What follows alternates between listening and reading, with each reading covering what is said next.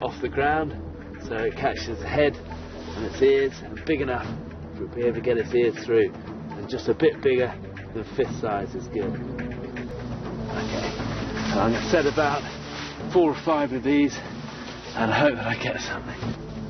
I have to be patient and leave these traps out overnight. I'm heading into the forest now to find somewhere to make shelter. This is a pretty good place just to make camp for the night. I've got some protection amongst the trees from the weather. Nice soft, pretty dry grass underfoot as insulation, and I've got a stream nearby. And what I can do is just use what nature's already provided. The branch of this fallen tree can act as a backbone for a half-dome shelter. It's the best shape, as it has no corners, the air keeps circulating, and that will keep me warmer. Once I've got this in place, then all I then need is a load of pine boughs just to drape over the top of this. Thick pine branches provide insulation and waterproofing. As many of these branches I can interweave as possible, means they all support themselves, and it just gives it a bit of strength. To get a fire started quickly in these damp conditions, I'm looking for nature's fire lighter.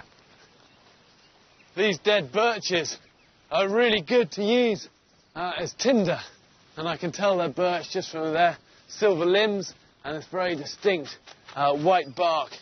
But the bit I want is all of this outer bark here. And once you've got this, if you crush this up, because of the amount of oils that's in here, this will take a spark really well.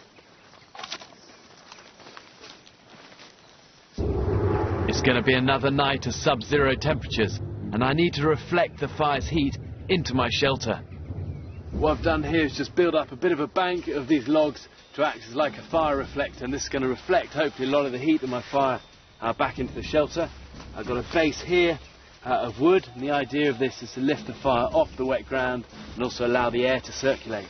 Pile of kindling and then this birch tinder, and what I'm doing here is just scraping off the outer bark into like shavings. It's almost like big sawdust, but it's this that's going to ignite really easily. Get my flint.